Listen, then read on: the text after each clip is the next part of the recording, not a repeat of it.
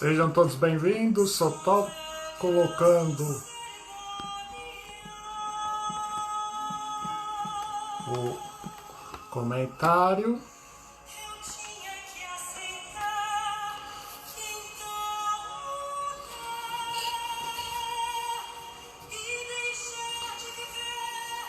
Cláudia entrou. Vamos começar a nossa conversa. Mandar aqui o convite. A gente clica aqui.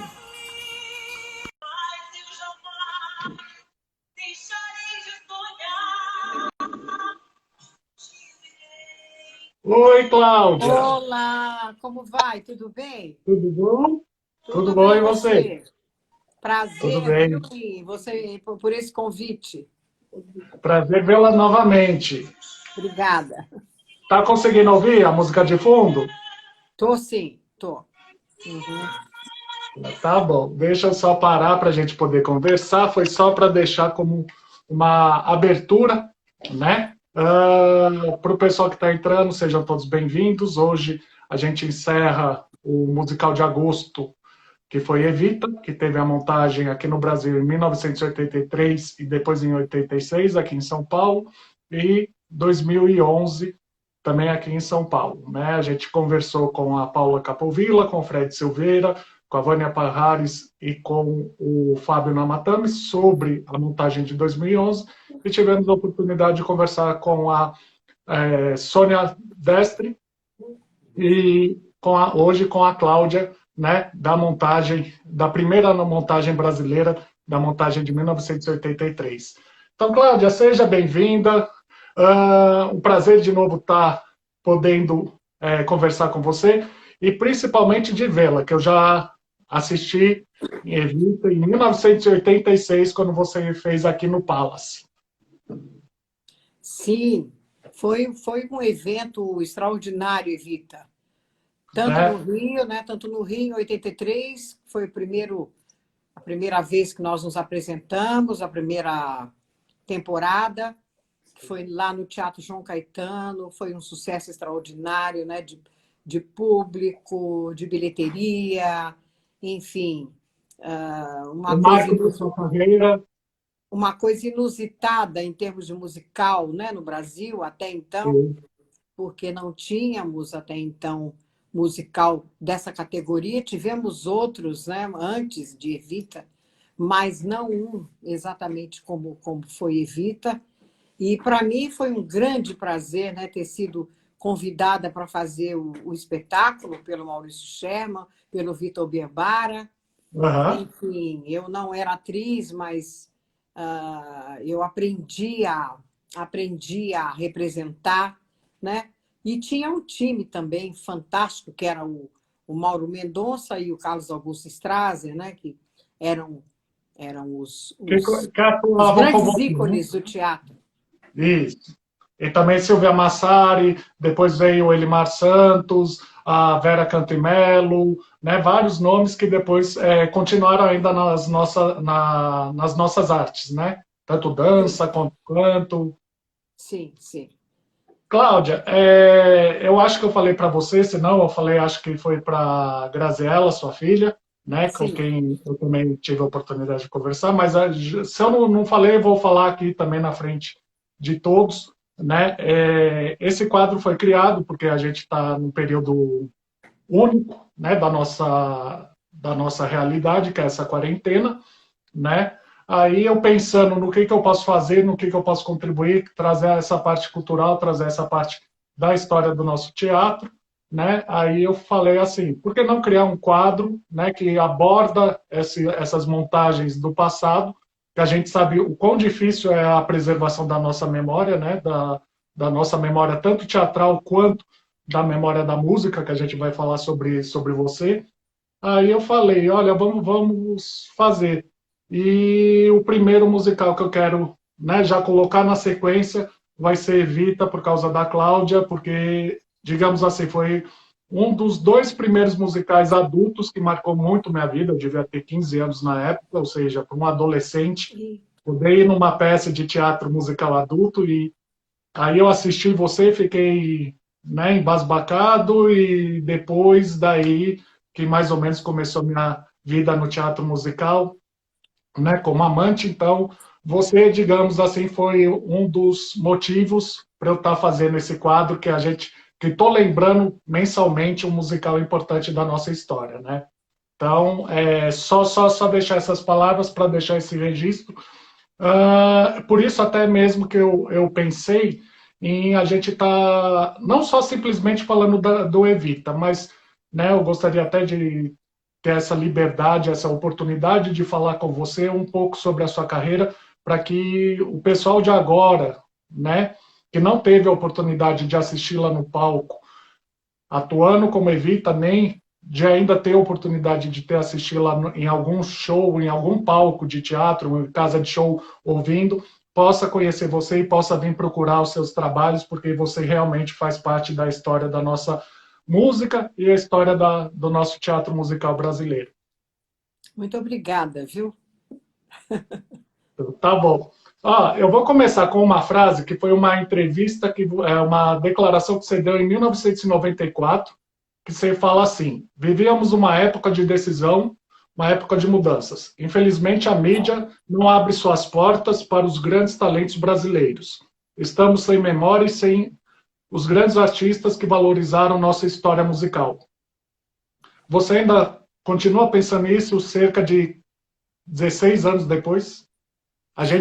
O povo brasileiro tem memória pela sua cultura, tem memória pela sua arte, tem memória pelo seu passado?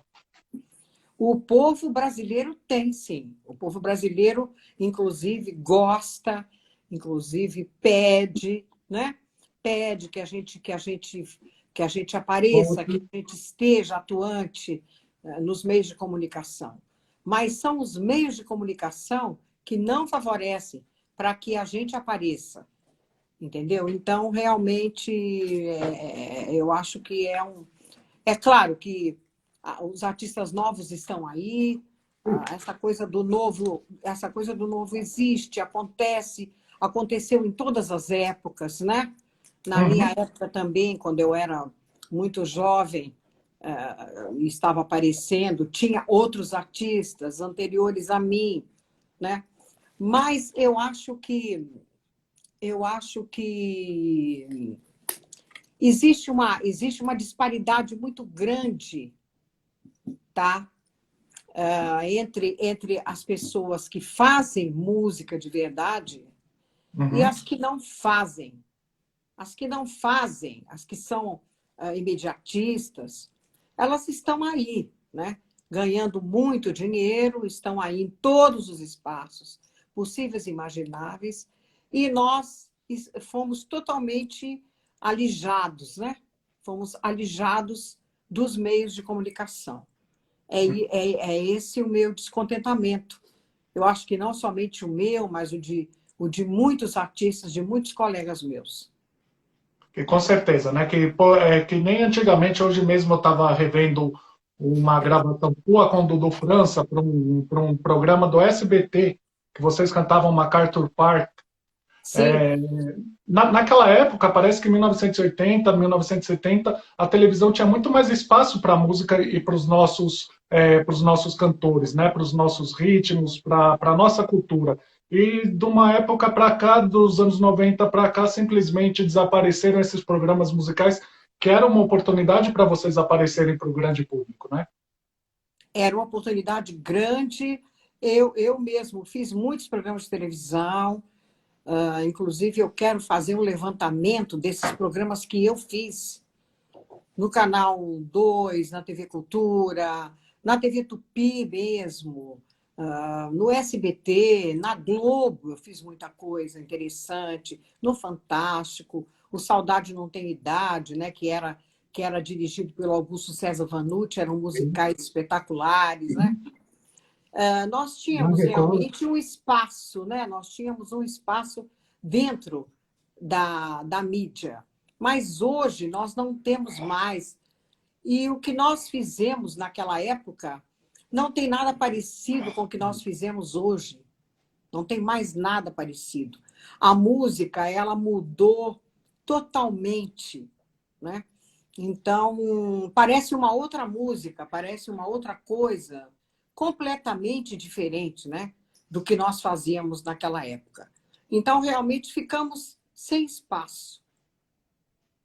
É até interessante assim, porque quando o público jovem ouve esses cantores do passado, né, eles percebem a qualidade musical, eles percebem a qualidade da composição, eles percebem a qualidade da própria canção, né, e começam a ouvir, começam a procurar, né? Tanto que a gente vai falar daqui a pouco sobre a influência do Marcelo D2, mas não só falando dele, tem vários, né, colegas seus de trabalho que são regravados agora e o público jovem descobre e aí vai procurar vocês no passado. Ou seja, oportunidade teria, né? Mercado teria. Não, mercado tem, porque ah, quando aconteceu a internet, né, com o advento da internet, muita gente teve a oportunidade, tem a oportunidade de encontrar os nossos trabalhos. Sim. Porque naquela época, infelizmente, nós não tínhamos, né, como divulgar esse trabalho para um grande público. E hoje nós temos a internet. E ela realmente dá essa chance, essa oportunidade para essa nova geração. E o pessoal adora, o pessoal ama, os comentários são os melhores comentários, né? Eu sempre vejo lá os comentários que eles fazem, né? Essa é uma artista maravilhosa, que voz maravilhosa, aonde está essa pessoa, por onde anda essa pessoa, que a gente não vê, que a gente não vê mais. Então, realmente, essas são as perguntas, né? E eu acho que tem sim, tem um público muito sedento por coisa boa. Com Por boa certeza. música, por boa letra, tem sim. Tanto que a gente chegou a ser referência, né, de qualidade musical no mundo inteiro, né? Várias canções brasileiras correram o mundo e ainda são tocadas, ou seja, demonstra que realmente, né, o compositor, o cantor, o artista brasileiro tem a sua qualidade, né? Na verdade, a nossa música é considerada uma das melhores músicas do mundo, né? As pessoas amam, por exemplo, o Japão adora a bossa nova, né? Adora o Tom Jobim. Tem muita gente aqui no Brasil que não sabe nem quem foi o Tom Jobim. Não sabe da história. E lá no Japão eles amam. Na Europa, né? Nos Estados Unidos. Então, existe um pessoal que gosta muito da nossa música. E a minha tristeza é que essa nossa música boa não toque aqui no Brasil, não tenha espaço aqui. É isso que eu fico muito triste, não somente eu, mas alguns colegas meus também ficam entristecidos com essa disparidade, né? Com Parece essa. que, infelizmente, parece que com o passar dos tempos, com o passar dos anos, são esquecidos, são colocados numa caixinha e nunca mais são revisitados, nunca mais deixam aparecer, né, para o mercado que tanto eles fizeram para esse mercado, que tanto Tanto trouxeram contribuíram, sim, contribuíram, não é? Contribuíram com a sua arte, com a sua música, com a sua letra, entendeu? Com o seu trabalho para essa música, e essa música ficou totalmente esquecida no Brasil, porque fora do Brasil é todos reconhecido. conhecem, todos sabem, entendeu? O público conhece. Tem público para esse tipo de música, só não tem público aqui no Brasil. Eu ia fazer mais ou menos algo cronológico, mas já que você está falando disso, era até um assunto que eu ia falar, mas foi basicamente isso daí, esse questionamento, essa indagação, é algo que você fez no álbum de 79 do Pássaro Imigrante, né? Que Sim, tem a dizer desses artistas que têm que sair do seu país, que têm que ir para o estrangeiro para poder trabalhar, fazer sucesso, serem reconhecidos por lá, mas aqui no Brasil, né, não tem espaço, né? aqui, inclusive, esse trabalho foi feito para esse pessoal, para esses artistas que não têm espaço aqui no Brasil. Então, eu fiz esse disco em homenagem a todo esse pessoal, que vai para lá, que vai tentar a carreira lá fora. Eu mesmo fui, né? Tantos outros foram. E tem alguns que vão e tem muita sorte, muita chance. Caso de alguns, como Sérgio Mendes, né? Flora Purim, Ayrton Moreira e alguns outros. Até mesmo Que Ivan foram... Lins, que saiu, vinha do Trio Esperança, né? E tem artistas agora, até mesmo do teatro, que saíram do Brasil para poderem trabalhar lá fora, né? Exatamente, tem sorte. Mas tem outros que não têm sorte, né? Ficam cantando em barzinhos, né? Não têm oportunidade para gravar. Então, saem da sua casa, né? Do seu habitat, do seu país, para tentar a vida lá fora, porque aqui é humanamente impossível, né? Não Só tem para algo mim, só para mim que não é, porque eu sou teimosa, entendeu? com certeza. Sou teimosa. Eu poderia dizer que você é uma fênix, né? Porque você está sempre se reinventando, você está sempre se aparecendo com uma coisa nova, com um novo trabalho, com uma nova coisa. Você não fica parada, não faz assim, abafaram minha carreira, então vou aceitar. Não, você vem e aparece com uma nova roupagem, né? Sim, sim, porque realmente a gente tem que fazer isso aí. Porque é a minha profissão e eu preciso sobreviver. Sim. Então, eu preciso me reinventar sempre, com certeza. E também, para o pessoal que não sabe, assim, é uma tristeza porque tem alguns álbuns seus que são sucesso lá fora, no estrangeiro, e que aqui no Brasil não chegam, né? Você chega, são aquelas raridades que custa muito caro para você conseguir, mas lá fora é sucesso de venda, é sucesso de crítica, é sucesso de público, e aqui não são apresentados, né?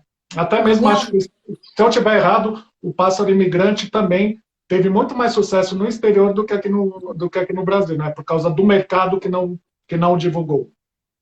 na verdade, o Pássaro, ele também ficou muito conhecido lá fora, né? Por ser um trabalho diferente, um trabalho de fusão da música brasileira com a música pop, com o jazz, né? Então, é um trabalho que foi muito bem articulado pelo Chico Medori, que fez os arranjos, né? O Chico Medori foi meu parceiro na música e foi meu parceiro também na minha vida pessoal. E nós fizemos muitos trabalhos interessantes. E esse trabalho Pássaro inclusive, foi lançado no Japão, esse disco, né? Foi lançado lá no Japão. Claro, tem público para esse tipo de música, né, lá fora. Tem público. Agora, aqui também tem. Só que nós temos dificuldade em mostrarmos esse tipo de trabalho aqui no Brasil. Sim. Porque a mídia não abre as portas, né? Agora ele foi mostrado na internet. Ele está todo o álbum inteiro na internet. E tem muita gente que gosta desse álbum. Nossa, você não imagina como se diz, a tribo. A tribo é muito grande que gosta desse trabalho. E de outros trabalhos que eu fiz também. Ah, sim, porque são mais de 20 álbuns, né, que você fez, contando e também os vários shows, as várias participações, tudo, sua carreira, né, já são mais de 50 anos, né? São 50 e poucos anos. Eu comecei em 1965, né, se você fizer a conta. Então, são 50 e acho que 52 anos. Se eu li uma matéria, eu li a matéria quando comemorou seus 50 anos, então Exatamente. deve ser 51, 52, né? Está completando. Vamos então voltar um pouquinho para a sua história. E você, como vários outros artistas, você começou sua carreira, né, num show de calouros. Você tinha 9 anos e morava lá na cidade de Juiz de Fora, né? Você está sabendo, hein? Eu pesquisei. Ainda não deu tempo de ler o livro. A gente já vai para o pessoal que está aí, que está assistindo depois. A Cláudia tem. Cláudia, se você tiver o livro, já fala do livro aí, do que os meninos fizeram. Exatamente. O livro Daniel Saraiva foi lançado agora no dia. Acho que nem 2 dias atrás. que você falou no seu Saiu Instagram. há 2 dias atrás o livro. Estou super feliz, um livro Eu maravilhoso. vou só tirar os comentários para vocês verem. Pronto, pode mostrar. Eu estou sem ele aqui. Ah, Ele tá lá no meu armário, dentro de uma caixinha. A minha filha foi lá, a Graziela foi lá buscar. E eu vou mostrar para você. É muito bonito o livro, a capa, entendeu? O o nome do tratamento. livro é O que Não Me Canso de Lembrar, né, que foi lançado pela Não me canso de lembrar, exatamente. Foi Letra e Voz, lançado. editora Letra e Voz, Daniel Saraiva e Olha, Ricardo vou te Santiago. mostrar, ó. Olha Olha, que lindo. Lindo. tá recém-saído, 2 dias. 2 Vocês dias, podem encontrar no exatamente. site da Letra e Voz ou no YouTube a música D, tá? Então tem o link para vocês adquirirem esse registro da carreira da Cláudia, que depois também você falou que você vai fazer a sua biografia, né? Aí incluindo a Vou vida fazer a pessoal. minha biografia também. Porque esse aqui não chega a ser uma biografia, tá? Mas a carreira Esse livro artística. é mais um apanhado da minha carreira, mas a minha biografia está sendo feita, Uhum. tá? Então tá. Então você, aos 9 anos, começou com concurso de calouros lá em Juiz de Fora, né? Não, na verdade, eu comecei nas rádios lá. Ah, Eu foi na cantava. rádio. A primeira rádio que eu cantei foi a Rádio Industrial de Juiz de Fora. Eu cantava num programa infantil chamado Clube dos Garotos. E depois eu comecei a cantar na Rádio Sociedade de Juiz de Fora, que era dos Diários Associados, né? TV Tupi, ligada aos Diários Associados. Muito obrigado. Então, eu fiquei algum tempo cantando nessas rádios. Depois, eu comecei a cantar como crooner de orquestra. Com 13 anos, eu era crooner de orquestra, né? Já cantava como crooner. E aos 17 anos, eu comecei a cantar aqui em São Paulo, no Fino da Bossa. Vamos falar do Fino na Bossa, mas antes disso, porque é algo assim até inusitado para o pessoal de agora, mas naquela época fazia parte, né? Vamos falar uma criança de 13 anos sendo crooner, né? De bailes, de festas, sendo que não podia nem ter a idade permitida a frequentar esses espaços, mas você, né, comandava um conjunto e animava toda o baile, uma festa. Né? Exatamente. Eu ia sempre ou com meu pai, me acompanhava, ou com a minha mãe. Porque eu era menor e eu não podia ir sozinha, né? Sim. Então, eu ia acompanhada dos meus familiares, né? E isso lá em Juiz de Fora. Aqui em São Paulo, quem me acompanhou muito até eu atingir os meus 21 anos foi meu irmão. O meu irmão me acompanhava nos programas, me acompanhava pelos lugares que eu ia, né? Mas não deixa de ser uma escola, né? Porque eu vi em depoimentos seus que você disse que você não estudou em escola, mas você estudou com a vida, ouvindo, né, as cantoras do rádio, ouvindo as cantoras de jazz. E para muitos artistas, esses bailes, essas orquestras eram as escolas, né, daquele tempo. Exatamente. Eu convivi muito com a boa música, né? Desde sempre. Lá em Juiz de Fora eu cantava com os melhores músicos de orquestra, né? E eles gostavam muito do meu trabalho, os maestros todos gostavam muito, inclusive o Valdir de Barros foi um grande músico, um grande trompetista aqui da TV Record. E foi ele que me trouxe para São Paulo, porque ele acreditava, né, no meu trabalho. Eu tinha 9 anos e todo esse pessoal já acreditava, já gostava muito, né, do que eu fazia, do que eu cantava. Então, as minhas cantoras de rádio foram as minhas referências, as primeiras referências, né? Dalva de Oliveira, Angela Maria, Elisete Cardoso, Maísa, depois Maísa, Dolores Duran, enfim, cantoras maravilhosas, né? da música brasileira. E depois eu comecei a ouvir outras cantoras, as cantoras americanas. Eu gostava muito da Ella, da Sarah Vaughan, ah, da Billie Holiday, enfim, de grandes cantoras mesmo, as divas, né, do jazz. Ou E seja, eu aprendi muito com elas. foram grandes professoras, né? Não entendi. Foram grandes professoras, foram Foram, grandes exemplos para você. foram grandes professoras. Professoras Aí, maravilhosas, assim, que me ensinaram tudo que eu sei hoje foi por intermédio, aprendi por intermédio delas, por intermédio de uma grande cantora que eu considero uma perfeição vocal, né? Que é a Barbra Streisand.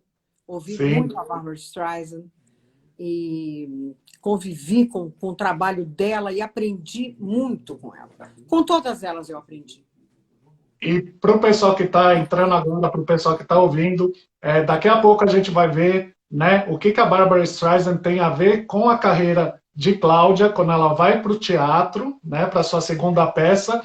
E será que tem um mito ou uma verdade da canção Mamãe Eu Quero? Mas isso daqui é daqui a pouco, tá? Então espera mais um pouquinho que a gente vai falar sobre isso daqui a pouco. Eu só queria mostrar para vocês. Vocês podem entrar no Instagram da Cláudia, né? É cantora underline Cláudia com Y, mas aqui está a capa do álbum dela, que foi o primeiro álbum com 17 anos. Deixa eu ver se consegue ver. Exato, Esse tá daqui dando é o para do ver. primeiro álbum dela, 17 anos, quando ela chega em São Paulo. Quando eu cheguei em São Paulo, é. Aí você Exato. foi trabalhar, você foi fazer o teste, você foi participar dos programas da TV Record, né? Que eu anotei aqui, o Fino da Bossa, a gente tinha o Fino da Bossa, mas tinha Essa Noite Se Improvisa, Show do Dia 7, porque o canal Record também era no número Show 7, em então por isso Simonal, o show em show em Simonal, Simonal. ou seja, você tinha o público e os artistas tinham uma variedade de programas para se apresentarem, né? Fora nas outras emissoras. Uhum. Tínhamos muitos programas, tínhamos muitas aberturas, tínhamos muitas casas, né? Para Sim, também. fazermos os shows, casas noturnas, teatros, enfim, nós tínhamos todo o tempo, né? Por causa da idade, todo o tempo e todas as portas abertas, né? Para o nosso trabalho. E naquela época parece que o público saía mais, né? Frequentava mais os bares, tinham aquelas casas de show, né? Tinham uma vida noturna muito mais, digamos, saudável e variada, né? Do que agora, né? Agora Era uma outra também tem o vida, problema né? da segurança, né? Eram outros tempos, né? Era Sim. outra vida, era outra história, né?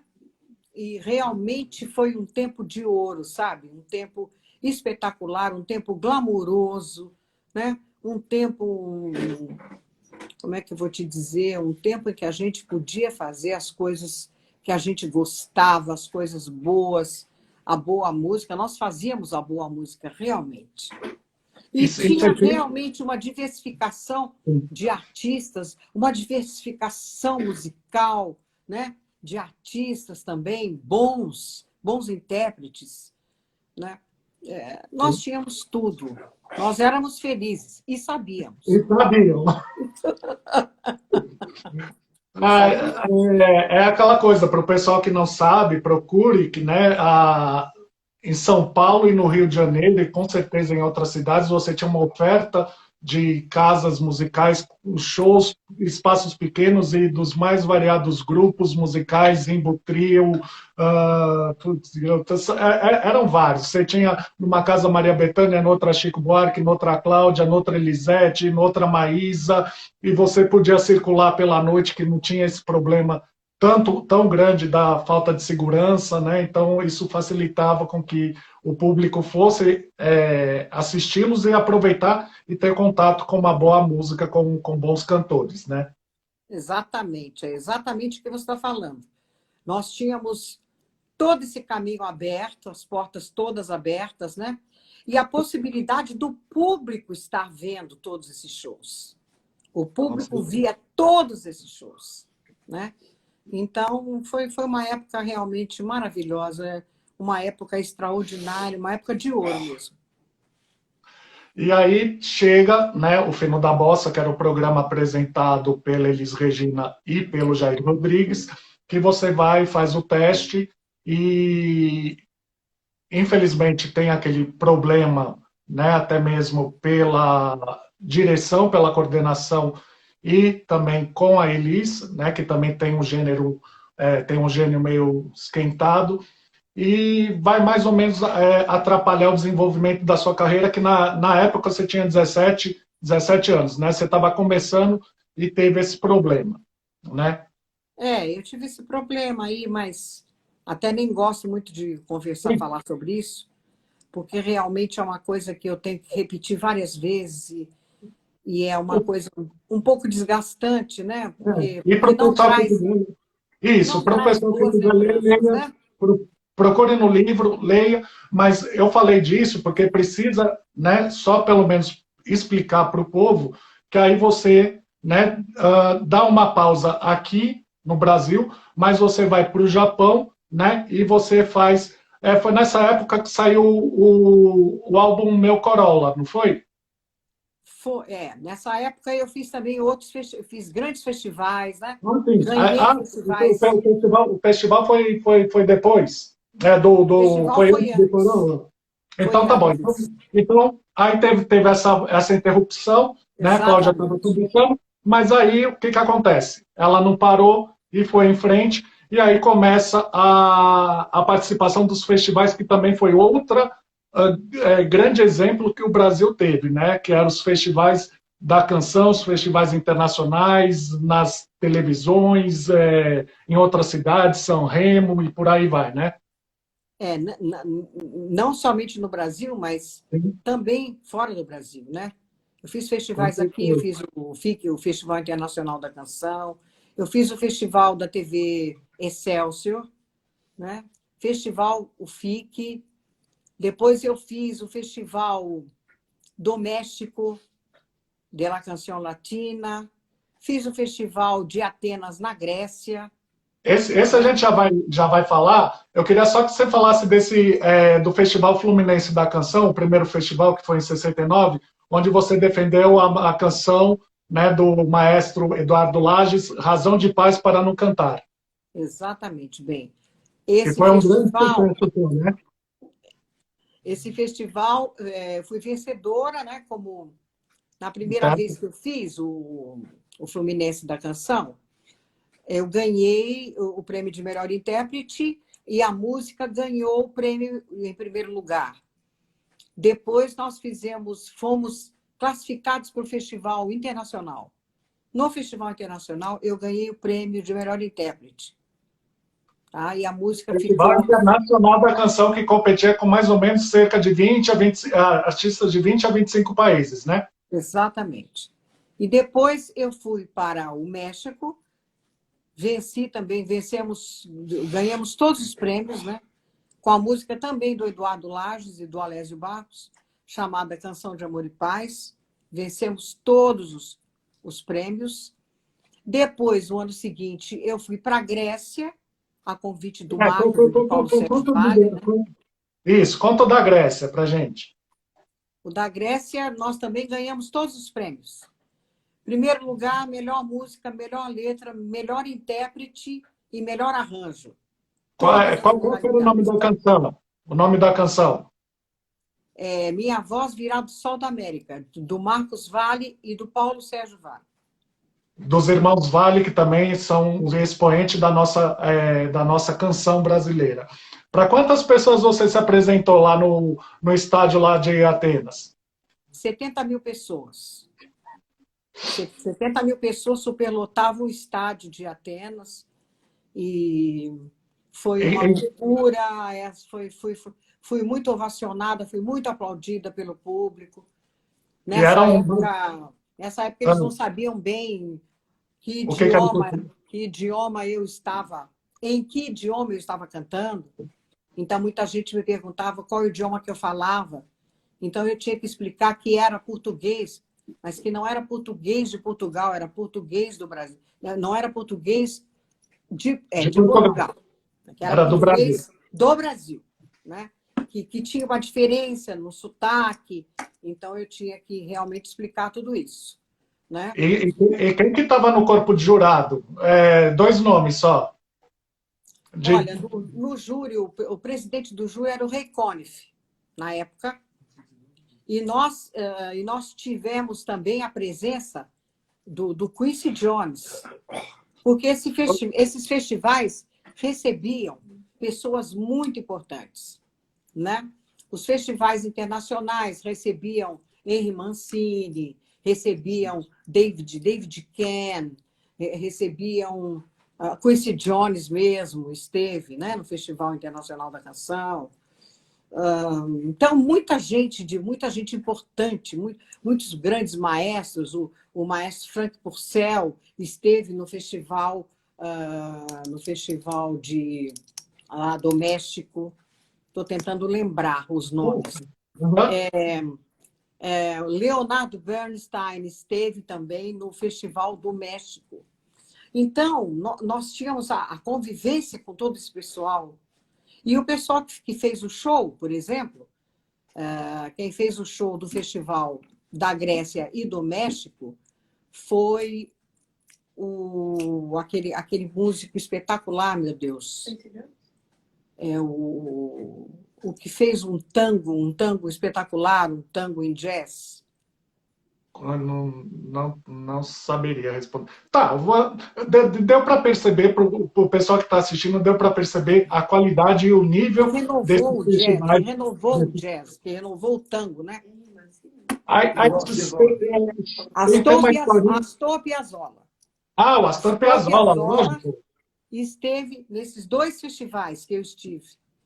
No Que você Festival do México e no Festival da Grécia. E aí, como é que foi quando saiu o resultado e vocês saíram do estádio? O que aconteceu? Conta para o pessoal. Bem, foi uma loucura. O público todo assim enlouquecido, né? E nos acompanharam assim nas ruas de Atenas. Porque nós saímos andando, porque o estádio era mais ou menos perto de onde nós estávamos hospedados. Então, nós queríamos conhecer, queríamos andar um pouquinho pelas ruas. E o povo ia andando atrás da gente, entendeu? Andando, todo aquele povo que estava assistindo lá, eles também saíam atrás da gente, né? Então, foi assim uma coisa linda, uma coisa linda. E eles diziam, viva o Brasil, viva o Brasil, né? Congratulations, viva o Brasil, viva o Brasil. E isso para nós, né, foi uma coisa assim linda, né? Foi uma coisa assim maravilhosa. Com certeza. Você receber essa homenagem, né? Não é sempre e não é qualquer um que recebe, né? Fora do país, né?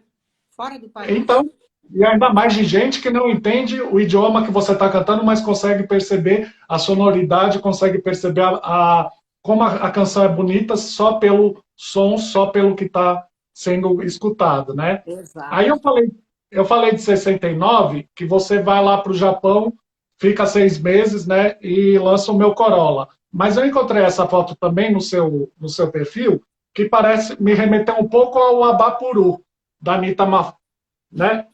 Essa daqui, não sei se vocês estão vendo. Sim. Essa foi feita uma foto de divulgação, né? O Corolla era o carro, né? Isso. Aqui atrás que estava sendo lançado. Aí o nome do álbum foi O Meu Corolla. O Meu Corolla. Né? Que também fez muito sucesso lá no Japão, né? E fez com que você ficasse 6 meses trabalhando lá, né? Divulgando a canção brasileira e as suas canções, né? Exatamente. Foi um sucesso grande. Eu viajei pelo Japão, pelas cidades, né, de Kobe, Kyushu, Okayama, Fukuoka, várias cidades do Japão. Fiz shows grandes lá, shows montados, né? Eu fiz um show montado chamado Carioca, com bailarinos, bailarinas, né? Então, realmente, gravei um disco, gravei 2 compactos e fiquei no Japão durante 6 meses. Porque eles lá nunca contratam por pouco tempo, eles contratam o artista por mais tempo, por 3, 6 meses, né? Eu fiquei 6 meses. até mesmo para poder, eu acho assim, é uma qualidade deles que é a preocupação com a divulgação da cultura, né? Então eles já trazem os artistas vindo de fora e fazem com que esses artistas excursionem, né? Ou até mesmo tenham uma temporada um pouco maior para que a população possa conhecer, né? Sim, sim. Aí a gente vem para 1970, que você lança mais um álbum. Tem uma canção que é do Roberto e do Erasmo. Você pode cantar só uma palhinha para o pessoal ouvir dessa canção que a gente já vai falar daqui a pouquinho? Sim. Dá uma Pode, palhinha? Eu estou dá com o um piano trechinho. aqui, peraí. Pode ser até a capela mesmo. Só um trechinho do. Ah, trouxe o piano, tá. Hum. Jesus Cristo, Jesus Cristo, Jesus Cristo, eu estou aqui. Jesus Cristo, Jesus Cristo, Jesus Cristo, eu estou aqui. Essa música fez um sucesso incrível, extraordinário nos anos 70, com o Que próprio a Roberto. capa do álbum é essa daqui, ó. Para o pessoal que não conhece, a capa do álbum de 1970, em que a Cláudia canta dois dos seus grandes sucessos, que é Jesus Cristo e o Mais de 30, né? Exatamente, o Mais de 30 também fez muito sucesso, a música Sim. do Marcos e do Paulo Sérgio Vale. Então, foi um disco assim maravilhoso, com muita coisa boa, muitos bons arranjadores, bons compositores. Então, foi a minha estreia na Odeon. Que fez com que o público, né, não só do público, eu não ia falar disso, mas eu ia falar que até mesmo naquela época tinha uma preocupação muito grande com a produção, né, dos discos, que foi só do backing vocal que você teve, me corrija se eu estiver errado, mas era o Trio Esperança e os Golden Boys, né, que fizeram o backing vocal dessa gravação para você, não foi? Exatamente, os Golden Boys. Aliás, eu era produzida por um deles. Eu era Sim. produzida pelo Renato Correia, que fazia parte do grupo Golden Boys. E Era um dos irmãos. as meninas, a Evinha, a Marizinha, né? Todas elas fizeram também o back vocal. A Cláudia Telles também fazia, né? Os back vocais. Excelente cantor. Maravilhosa. Infelizmente, né, faleceu agora há pouco tempo. Mas todos eles, né, emprestavam suas vozes ali, né, para fazer esses back vocais, não só para mim, mas para muitas pessoas, né, para muitos artistas. Da própria gravadora, né? Porque até mesmo do Renato, Isso. que você falou, né? Ele era o produtor, então ele chamava os irmãos para fazerem Sim. parte das gravações.